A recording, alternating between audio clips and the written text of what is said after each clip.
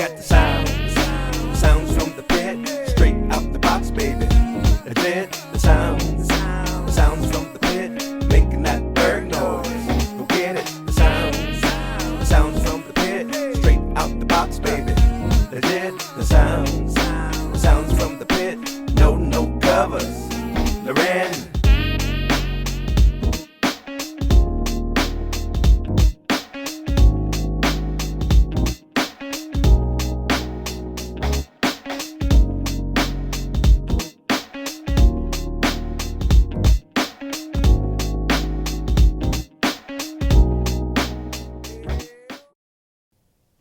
What's up, party people? Got another hot one. Default the maestro's in the building. Lioness in other place. Yo, we got some hot guests, some beautiful guests. All ladies, all women, all queens are on the set. What's up, ladies? Could you introduce yourself to the peoples? My name is LoRen. Anita Levels. And my name is Erika Denae Johnson. So I always ask my guests, y'all gave me y'all birth names. Got any stage names? I was like, my name is Dwayne Fulton, but I said Default the Maestro. Any stage names? My stage name is my birth name, LoRen. That's it. Classic. It is what it is. I mean, Anita Levels, L-E-V, as in, I was supposed to say something. Victorious. Go ahead and All say right. it. Nice. Or victorious. Nice. It is what it is. Erika, any stage name? Mine's is similar to mine as well. It's Erika Denae J. Erika Denae Just J. cut off the last name. Welcome, ladies, to Sounds from the Pit. Yes. So before we get really into why we're here and what we really want to discuss, tell the people a little bit about yourself. Where you started music, how long you've been singing, are you working on any projects currently? I started singing as a kid. I'm a pastor's kid, so I was singing in the PK. church. PKs. Yes, we run deep. Right, yep. So I started, yeah, PKs, the energy's here. I started singing as a kid in the choir in church. I was really shy, so I used to take my shoes off and sing in the choir, and I just really felt myself when I was singing. And other than that, I was pretty shy into myself.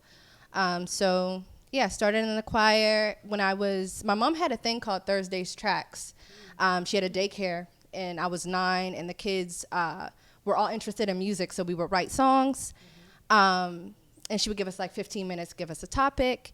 And my songs I would write she thought were pretty good. She would make me like Google them, like, hey, you didn't write this. And so that's when I really started being interested in writing music, singing music, and I found my passion there, and I kept doing it. Started recording at a young age. I create pop soul music. I still record and create ever since then, writing. Your mother was like an oracle, and she was raising little songwriters in the circle. Yes. She must have felt These are so something deep. emerging from this little group of people. Did anybody else grow up to be songwriters or vocalists or musicians from that circle? No, nobody else like continued with it.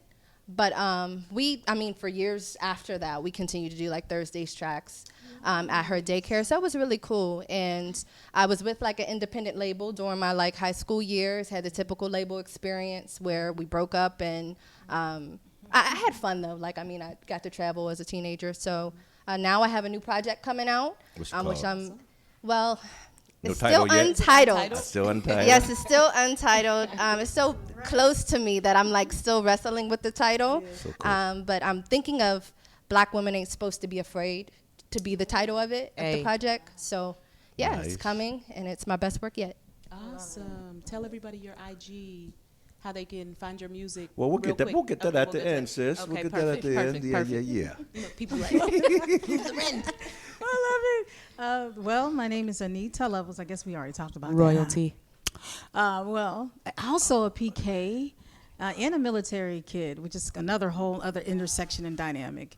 But also a PK. Look, I was not shy. You hear me? I would literally snatch mics from other kids. My parents used to have to tell me. I could see that. My parents used to have to say, Nita. I used to hear their voice, Nita, don't do that. Don't take the mics from the other kids. I don't do that now, and I'm teaching my children not to snatch mics from other children. But yeah, used to sing, come from a singing family from New Orleans. They still sing to this day. I actually started learning to write from someone who's in the room right here, right now. But I'm not going to name his name. This person shall remain nameless, and I will remain speaking right now. Faceless.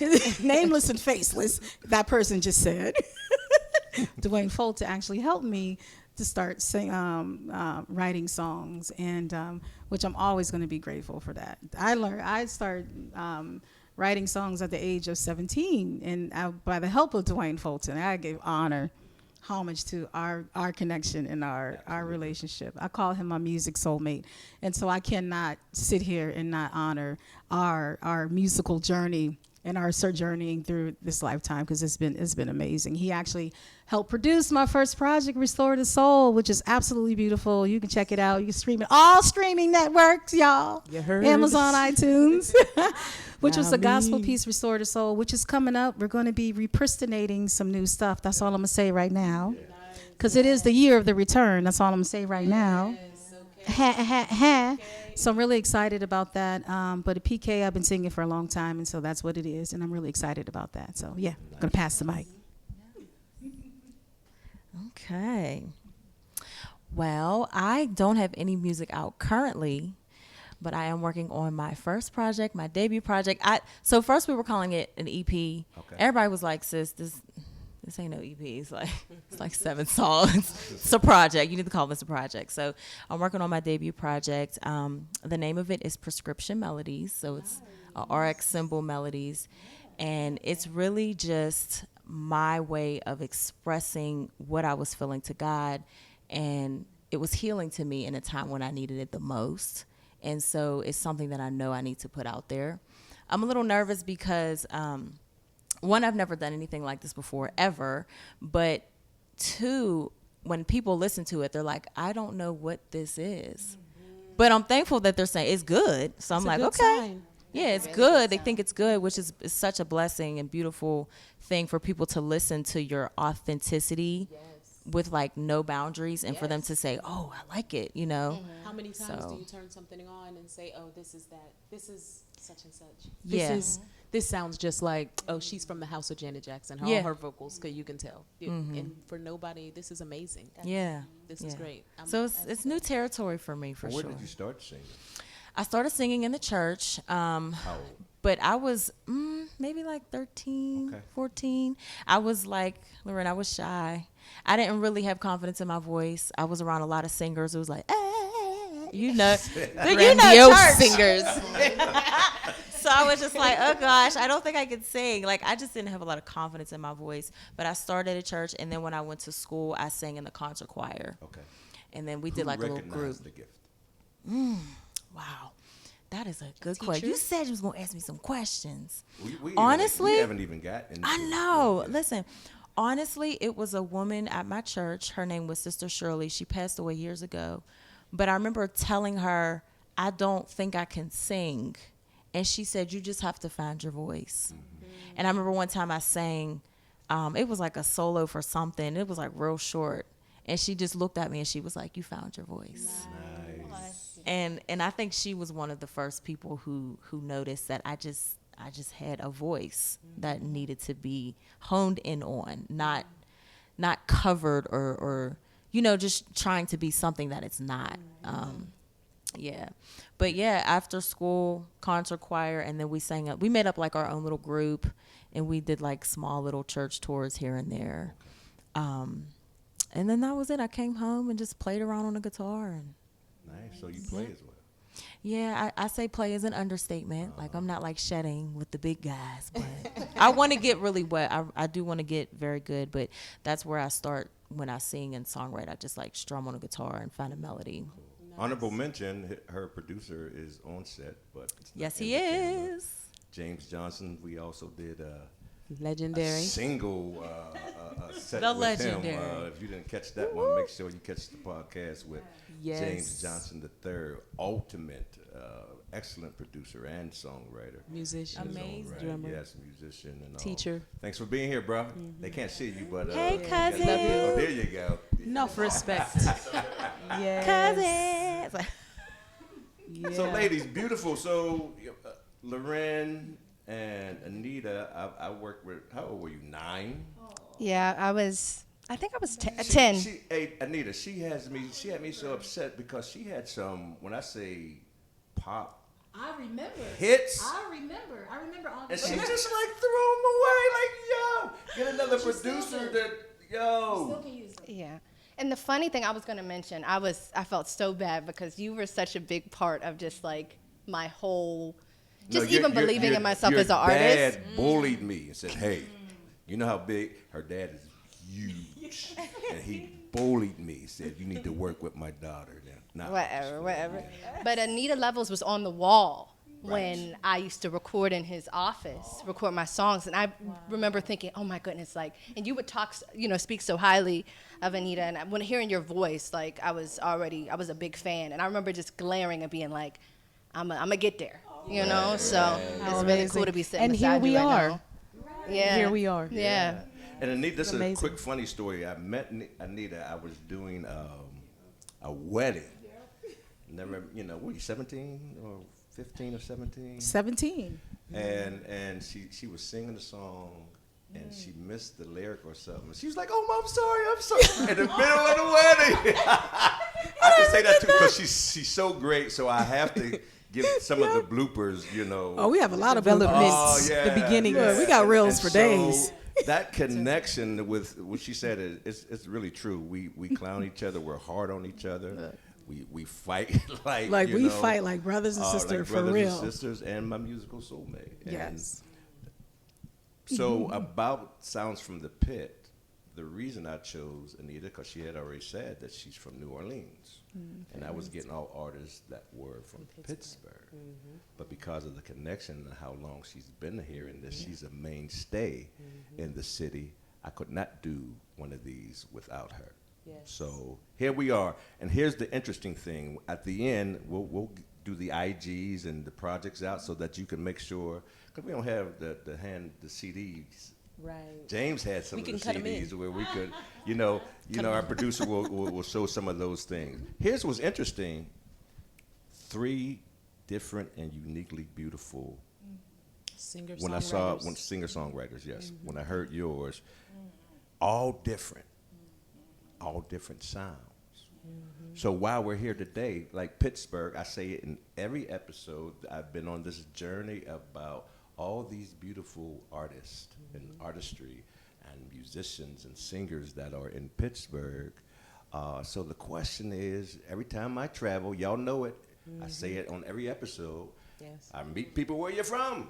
Yep. Pittsburgh Steelers. There's so much more. And listen, I bleed black and gold, right? And so the idea is, ladies, does Pittsburgh have a sound?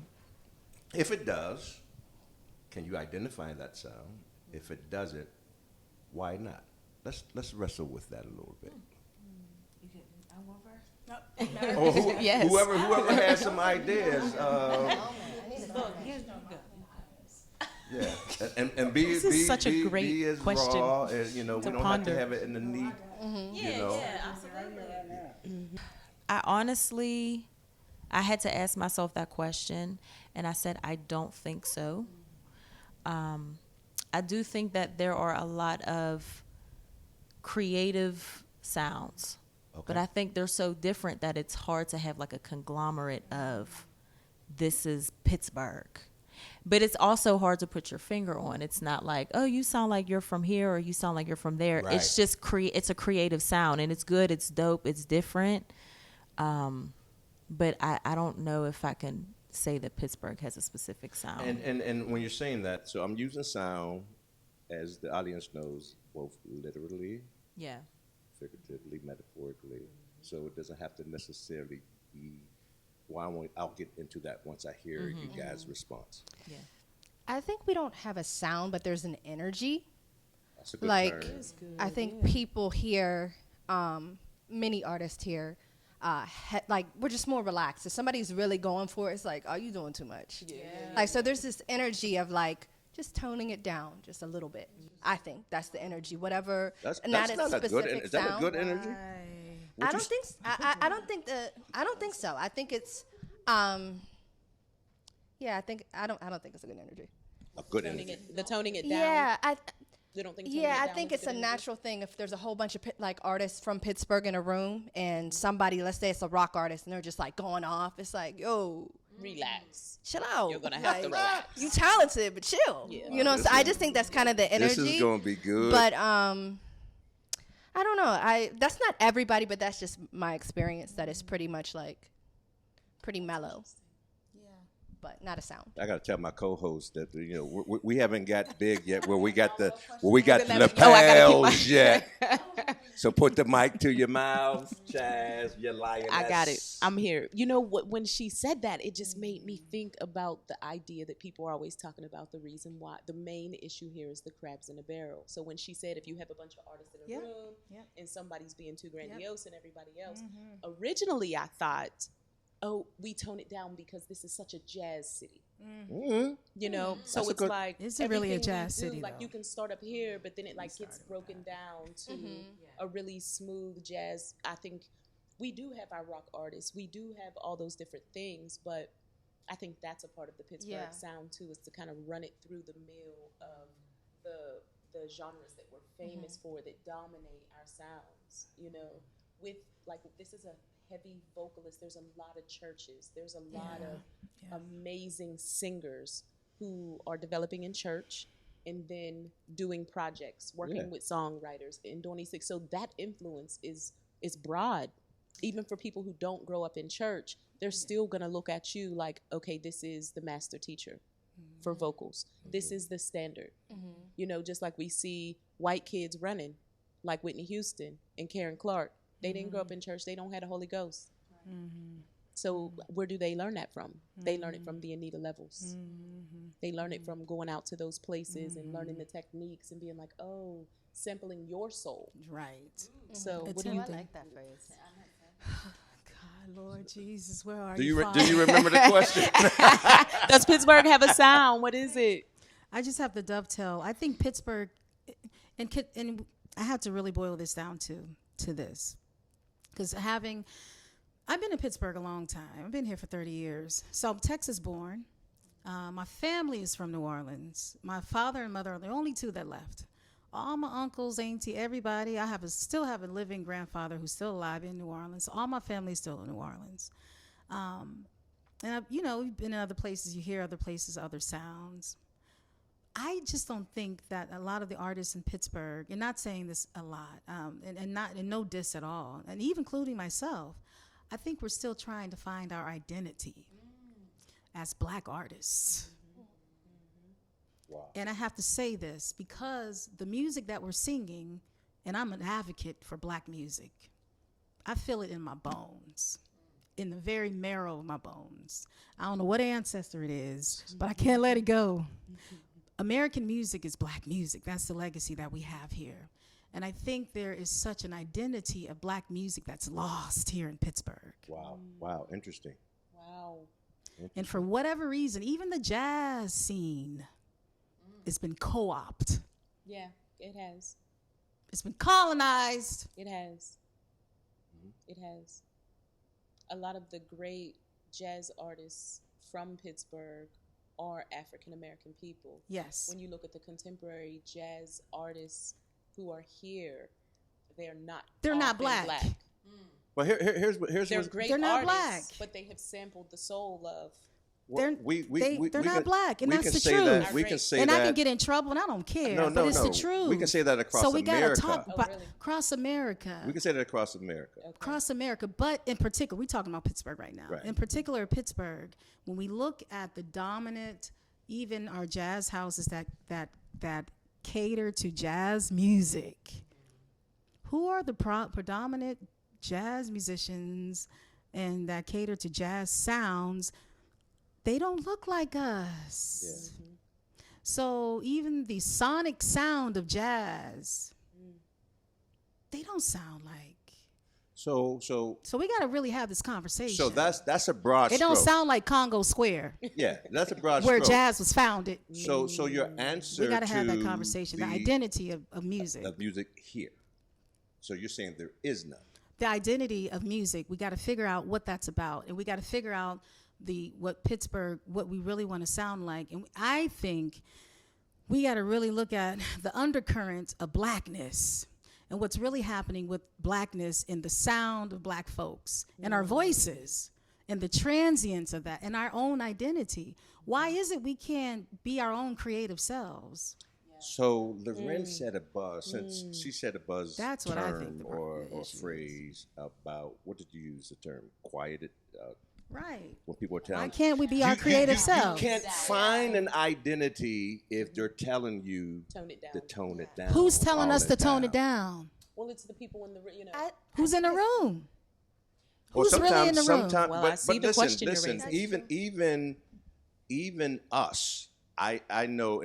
So one of the, major figures, I won't call his name. I had this conversation with him, and he said all across the United States, Pittsburgh is known as the dream killers and giant killers. Really? Yes. Oh, Not no. just from so whether Not we've outside of our city. whether we've adopted, because I go to certain concerts and I see us, I sit amongst us in the crowds, and I hear the whisperings and the tearing down of the artistry, but yet after the gig, girl, you tore it up. It's amongst ourselves. Like right? Negro, I just heard you talking trash, talking the whole trash show. on her. It's amongst ourselves. Especially in the gospel, like, yo, Really? that's a lot of the reasons why. I mean, listen, I'm a Jesus fanatic, but that's a lot of the reasons why I had Anita was a part of Kingdom People. I dropped Kingdom People because I got despondent by what I was hearing from The grandiose. from the people who were supposed to be supporting. And so when he said giant killers and dream killers, how if I can express myself as to who I am? So a lot of times I use the term off scene. And when I go to listen to all these, I just came back from California and I'm listening to all these musicians. They are nationally ready. And as great as we sound, I still look at them and I say, great but local. Well, will I still pay a ticket? And even the August Wilson only holds 300 something seats. Well, I'll come and pay a ticket to see you. I'll go to the bar to check you out. Is that because this fear of turning it down? Right. And is it a fear though? I don't know. Let's talk about that. I think you want to reflect what you see, and if you're not seeing it or if you're not surrounded by it, then that's when it becomes a fearful thing, because you're like, well, I don't see anybody else doing this, so why am I going to do this? I think we have this like mediocrity type. Oh, vibe. you got another buzzword. You know what I mean? Look, they gonna hate me by that. Oh, this is great. Hate, This man. Hey, I'm conversation. 55. I don't want no more friends trying to get rid of stuff. No. I think it's just we're not used to seeing people show up as their best selves. We're not used to going to open mics and people coming with like, I'm ready. Whereas if I'm coming to this thing, some PR or somebody. So is that a lack of preparation? I think it's a combination of both. I think it's, if you don't think that it's there and you're not seeing that available, why would you even prepare to do it in this location? You know what I mean? There's always somebody in the cracks looking. Now that is true, but do we Ask know me that? how- But do we believe that? You're doing it for yourself, though. If you go to an open mic, it's you. It's versus you. Exactly. Say that in the mic, Nita. Say that. It's always an audition. always an I audition. learned that the hard way. And I failed a lot of auditions along the way. We But all it's have. always an audition. It's part of the process, right? I've learned that. I feel like that when you attend these, like when I go to open mics and stuff, and I'm like, all right, because I don't go out a lot to things. Now I feel like I'm pushing myself. But when I go, I'm just sitting there and I'm like, I feel like it's just like, let's just go to this open mic and let me just throw something up on here real quick.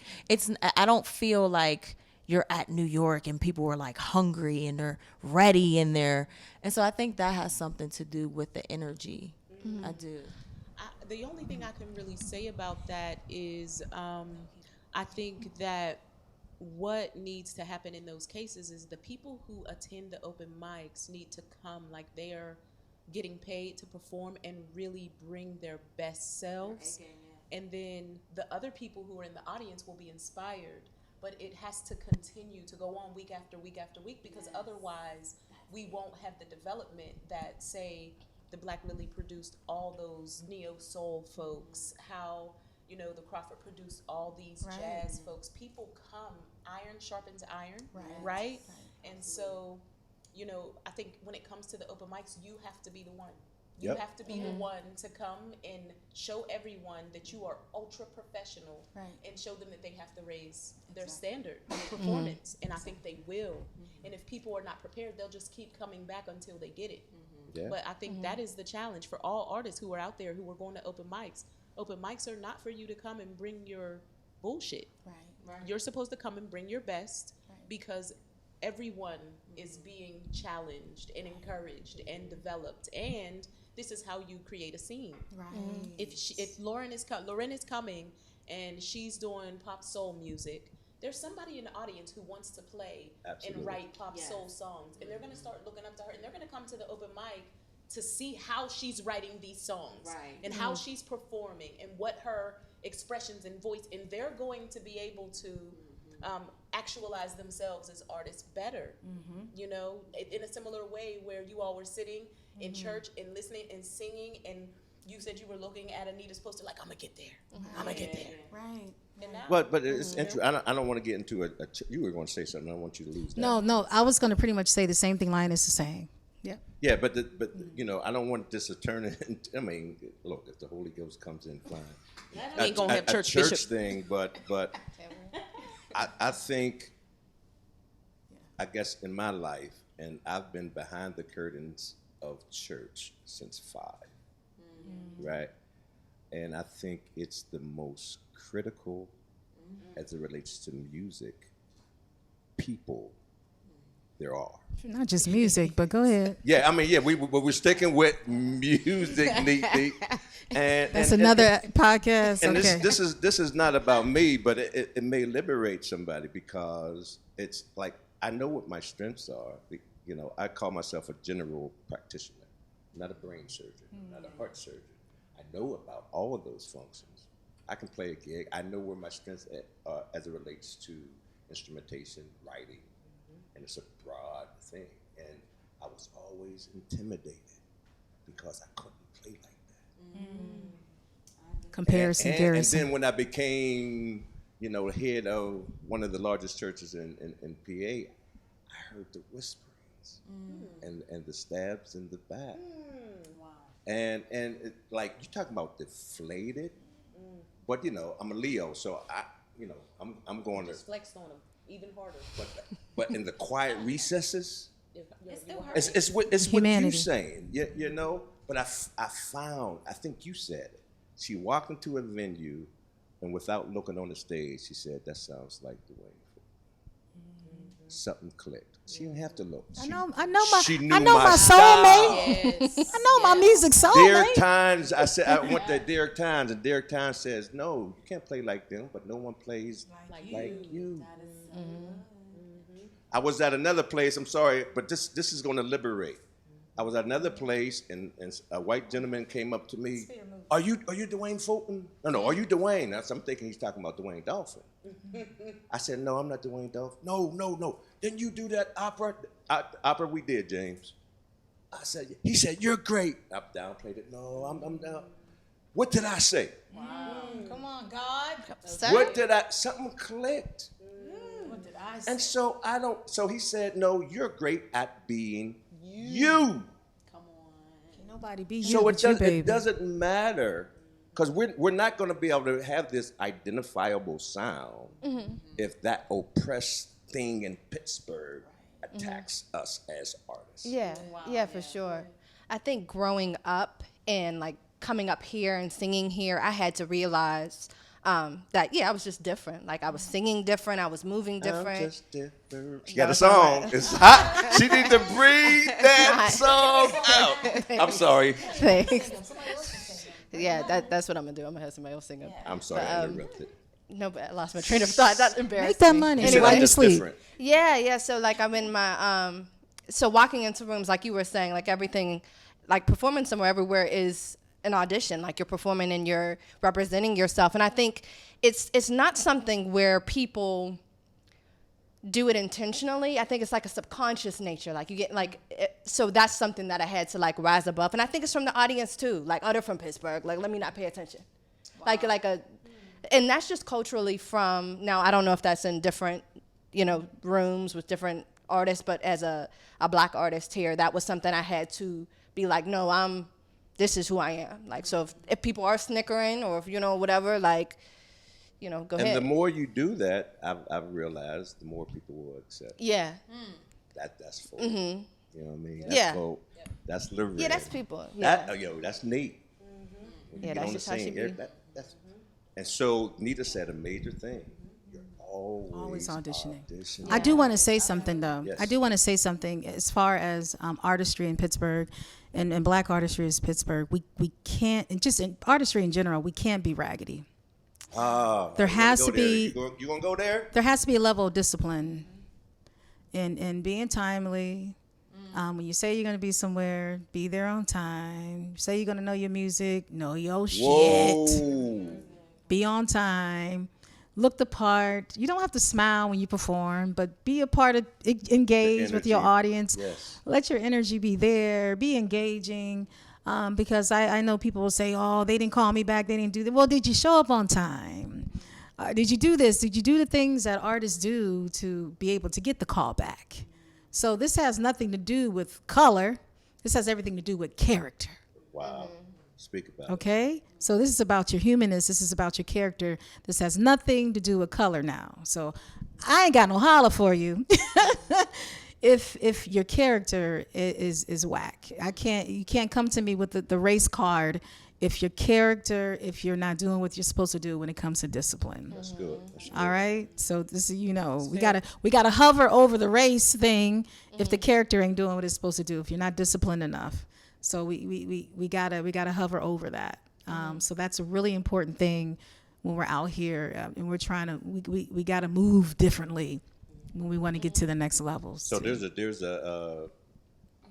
person when I'm discussing this, and prominent person, and they'll be on the show.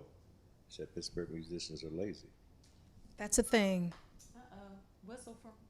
I mean, They're great, but here's the thing. Like you can't give me four. I need you to play on the set. These are the songs. I gotta practice. I'm not that good. Where some of these musicians are so phenomenal, but the character and the lack of preparation, and because they believe I can listen to this song on the way to the gig, and I know all the changes, and they pull it off. Yeah. But However, if you're not that if person, I'm in the audience, if James is in the audience, local.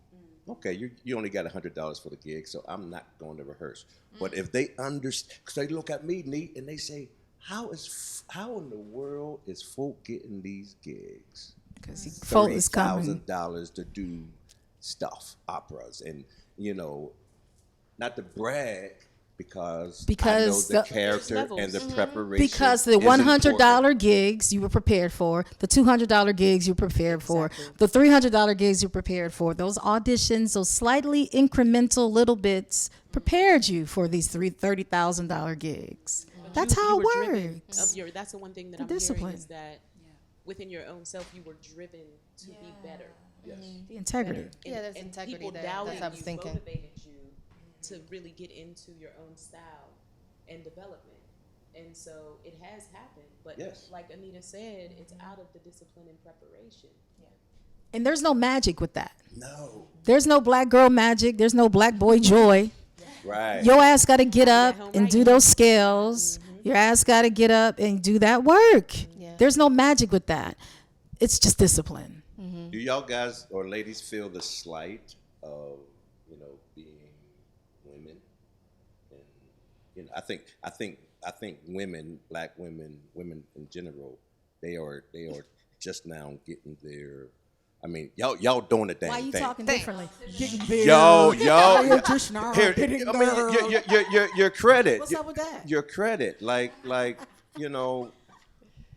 For sure. No, we feel the slight. Do y'all still Does it feel exist in- like being women that you're not taking as serious as your male Absolutely counterparts? not. So to go speak about that. So look, I even tell my vocal students, I'm taking piano lessons right now.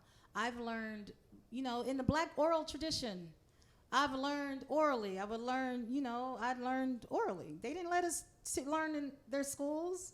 So in the black By oral ear. tradition, we learn through ear. Right. Oh, that's good. They didn't want us in their school. Nina Simone died, depressed, horribly anxious because she wanted to go to Juilliard and they wouldn't let her in. Wow. That black woman was brilliant. Yes. They wouldn't let us in their schools. We had to learn through the oral tradition. So, I mean, that's not an excuse now. We can learn now, right? So we have the beautiful tradition of being able to have the soul in our bodies and in our vocal cords, right? And be able to learn the scales and learn everything, the methods and the Theory. method and the soul. Like we have the best of both worlds. We can learn that. Absolutely. So whenever I teach my students, I don't only take one at a time. So don't come at me. I always tell my girls, look, and majority of the time I take women, learn. Don't come to me just wanting to sing. Get lessons. Learn the theory because when you're gonna majority of the time you're gonna be becoming a lot of men, and you're beautiful. And so they're going to be coming at you. Know your stuff. Know Yes. the technology. Know what you want in your mic, lows, highs, mids, the megahertz. Know all your technology things. Know what you're talking about. Yeah. Know the keys to your songs. Know what, half step, third step. Know all these things because these are the things I didn't always know. I had to learn along the way. When you learn these things, That's good stuff. it's important to know. Thank you. Very well. Theory. Theory and the soul. So do you believe the cultivation of those things will help to bring about an identifiable sound? Will people begin to take us? Will people begin to take the artistry in Pittsburgh a little more serious because you are up on your craft and the character that you speak of and you can tell that you're auditioning for that next big thing? Will that bring about a sound of Pittsburgh? Here's the thing. Someone in the last session, I don't know if it was one of the sessions, they said Pittsburgh doesn't have a sound, but it has a feel. Energy, a synergy. So this is the metaphorically or a different form of not necessarily hearing audibly. What do you think about that? The feeling. Is there a feel in the city? The feeling is struggling musician. That's the feel of Pittsburgh music. So that's not identifiable as it relates to you guys doing all these gigs and stuff. Can I walk up on this? Teach. Y'all playing gig to gig, gig to gig, not wanting to rehearse. Gig to gig, gig to gig. We got to learn how to look at the long term, not being the air, but being the earth, creating artifacts, things that'll be here long when we're not here. No longer being the wind, but being the earth, something that's going to be long standing. So when we're not here, something that'll last once we're not here. That's something I had to learn before the pandemic. Like what's going to be here once our soul leaves our embodiment. Not just gigging. And are we going to rehearse? Are we going to rehearse? There is a band in the city. I'm not going to name their name. They rehearse every single week. Yes, sir. Every single week, and you can tell the difference. Mic drop. Drop the mic. But you still need that mic there. So this was wonderful. Let's wrap up. Great. And Chaz, I'm gonna even ask you because if you don't know, even though she's co-host, she'll be on some other episodes. Let's talk about your individual sound. We're gonna do all three, but I want you because she's an artist in her own right. Yes. identify as we bringing this to a close. Describe your sound. Now let's start with them. You'll go Yes, last. yes, I can. That's Somebody else go perfect. first? Well, let's go, Erika. Okay, yeah. You gotta go first. Okay. Eric Denae. I would say my sound is definitely heavily influenced by jazz. Okay. I grew up listening to Miles and John Coltrane and Dave Brubeck, and I didn't even listen to a lot of jazz singers. I listened to jazz music. Wow, I that's just interesting. loved it. I literally loved it. My grandfather listened to Ray Charles. He would play it. We would drive down to Georgia for family reunions, and he would literally play it the whole time. So we knew all of it. So But in your music, I will hear elements of that stuff. But yeah, I think that when I started singing as a teenager, I started to sing the horns that I would hear in the jazz songs. Wow. And that's like where I fell in love with music. So jazz is like my first love. So when people say like, well, what is your sound or what's your influence? I always go to jazz first. But when I sing, I don't think I sound jazzy. I guess there's influences of it. Is it but your arrangements? Do you arrange your vocals like horns might be arranged? sometimes like my phrasing is very arbitrary and poppy all over the place sometimes. But I don't know, if I had to just coin it, I would just say like neo soul. Honestly, someone has said, "Oh, you're giving Americana soul." I was like, "What is that?" I said, "I had to look it up." I said, "You know," I don't know. But it's definitely just soul with little pops of jazz and maybe a little gospel, a little CCM. Maybe. Yeah. Nice. Yeah. Yeah. LoRen. You're black. Okay. That's so dope.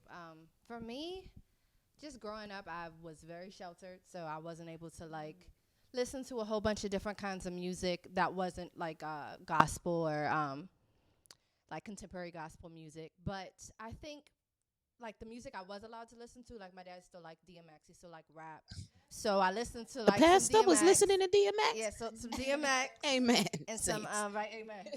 And some DMX. Who else? Lauryn Hill. We would listen to Lauryn Hill. These were my all mom pastors loved- he was listening yes. to. Street preachers. Right. Literally. And my mom loved the Dave Matthews Band. And I loved listening to Taylor Swift. She was clean. So my influences as a kid were definitely like gospel singers, I'd say, originally. But what really resonated me was when I first heard Sam Cooke. He kind of like, you can sound like his voice. I just fell in love with it. Every run, I probably know any Sam Cooke song just because it was something I was allowed to listen to and I gravitated towards. So growing up, I just wanted to create music that was powerful and soulful but clean, that people who grew up like me will be able to listen to.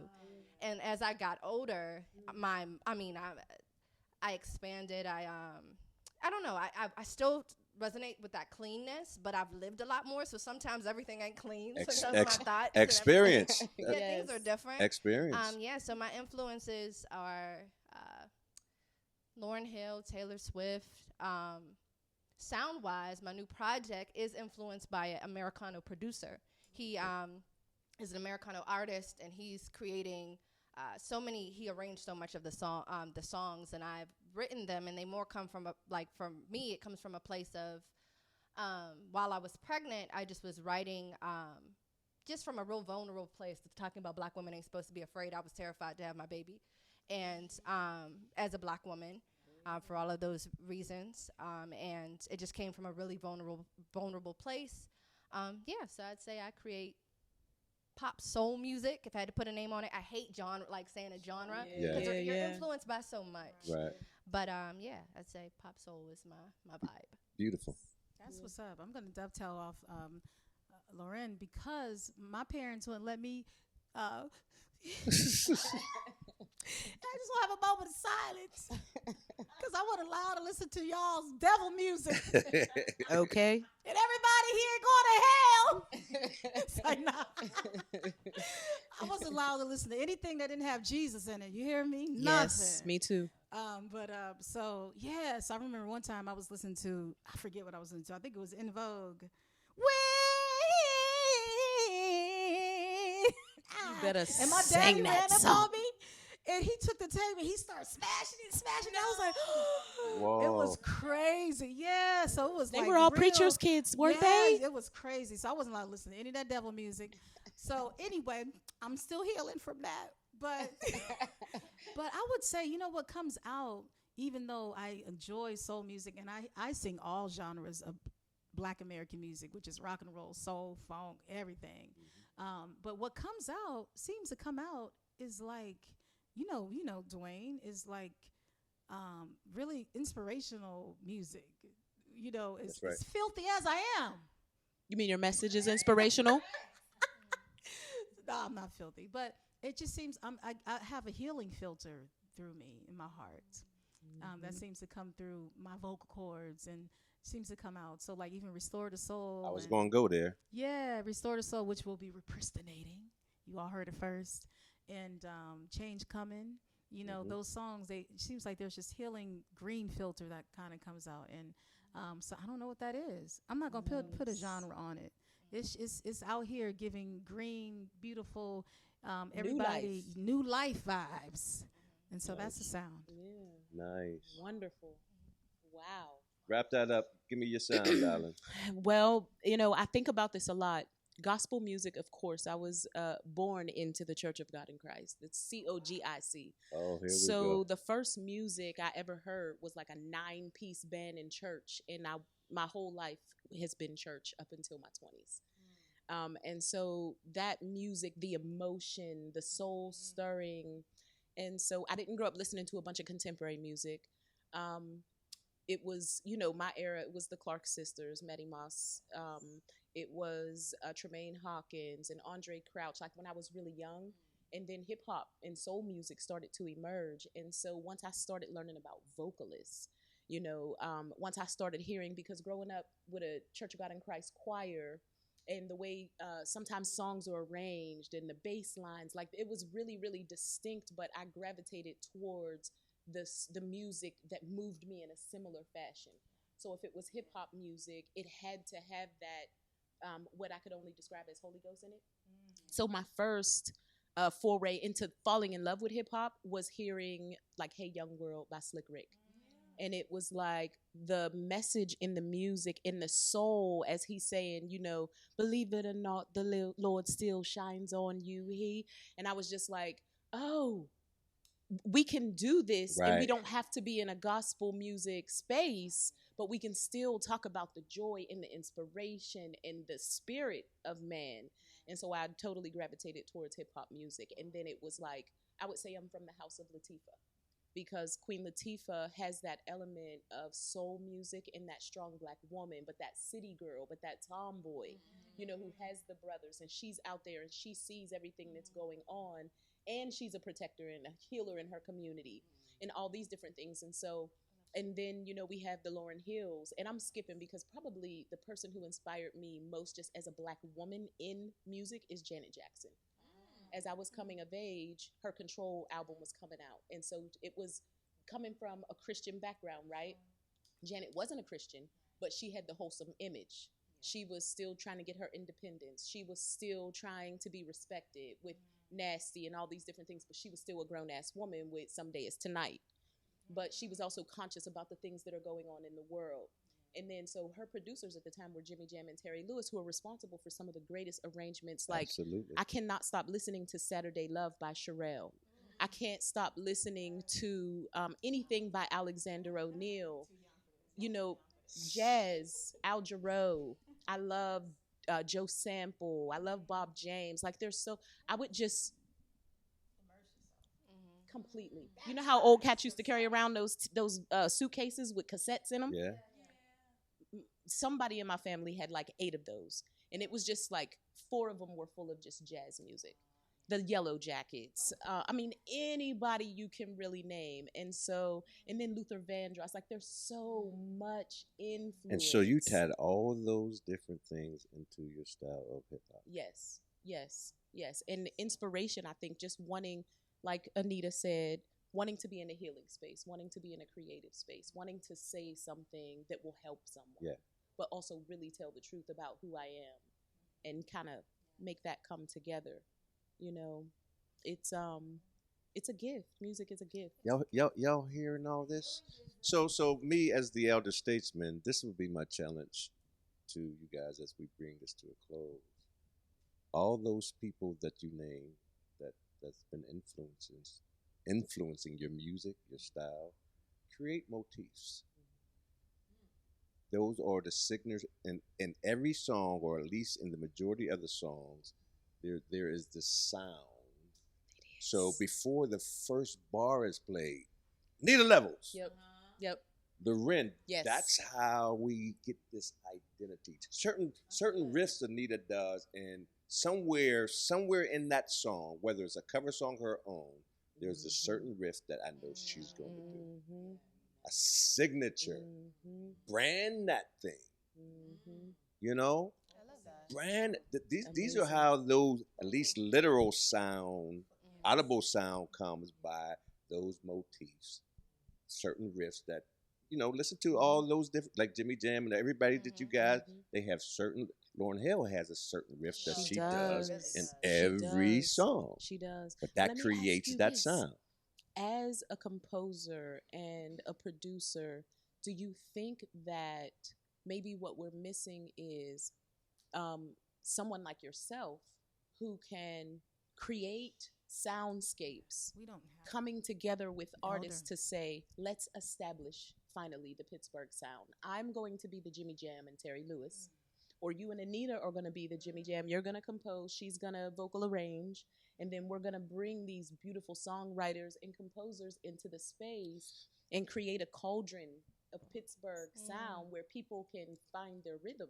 And it needs to happen. I don't know. I would like to be a part of that. I don't know if I need to be the forerunner of that. Inspiration. Because as you talking about your scars, I don't trust. Right. Yes, that is definitely a thing of my friend here. Yes, I'm praying, sending all kind of candles and light. I don't trust. But that needs to happen because as great as Pittsburgh, how rich it is in artistry. Let's talk about that, Lioness. Yeah. Even if it's a meetup, something that we do monthly. I would love bring to. Women musicians together. I would love to. In all the years that I hosted the open mic at the Shadow Lounge, the one thing that I was trying to facilitate was a place where people felt like they could come and they could start off terrible and then they could elevate, but also that they could be inspired by other artists who were operating on different levels. We had Daru Jones on the drums every Tuesday night, 3 times a month at the Shadow Lounge open mic. We had Huggy, all these people. There are so many people who went on. They went to the industry though. And then, but is Pittsburgh ready to hear the constructive criticism of your artistry? So I think there are people who are ready to. Yes, hear. I do. Please, I do too. Yeah. And maybe that's something Pittsburgh. You're hearing this. Maybe that's something we need to do, because. And maybe industry will come. And maybe they won't. Maybe they won't. Maybe they will. Because there's too many. We have to be Davids. We have to slay the giant killers of Pittsburgh. Absolutely. Yeah. Someone has to do it. And I think, my event, No Covers, kind of started from that similar place of just trying to create a space where the audience is dancing with the artist who's on stage, right? Because it's a dance. Like you're experiencing this. So my event has artists from multiple genres, but people come to listen to original music. So they can't do any cover songs, and they have to do the original music, and people anticipate it. Like, I'm excited to find my new favorite artist.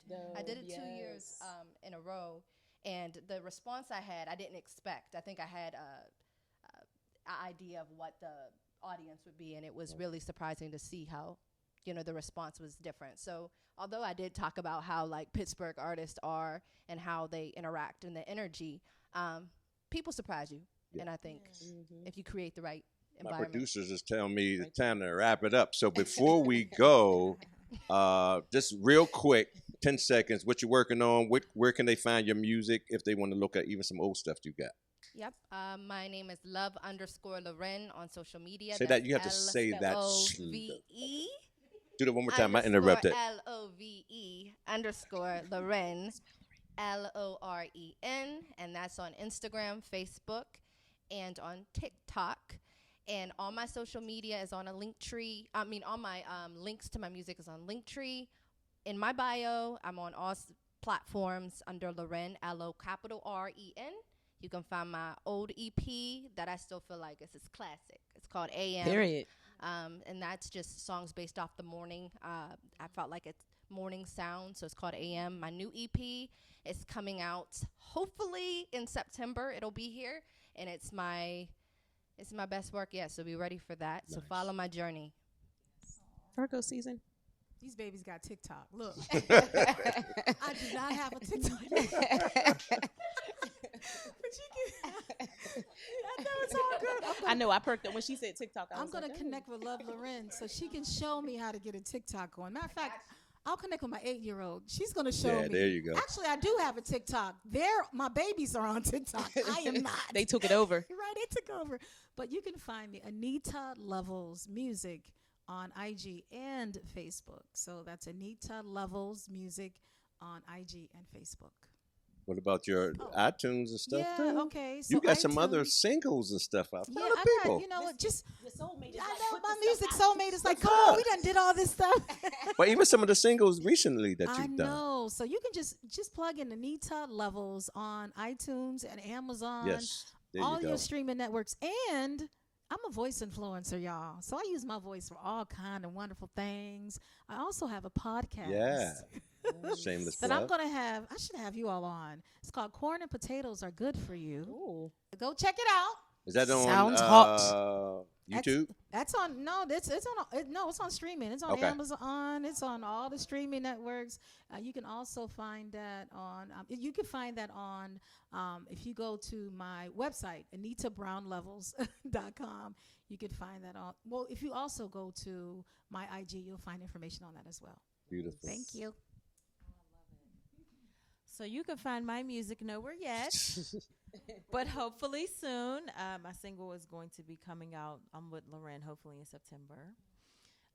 But you can follow me on all social media platforms at Erika Denae J. That's ERIKA, because y'all be putting C's in my names. Okay, ERIKADENAE J. And that's for Twitter, Instagram. I do have a TikTok, but there's not one video up on there.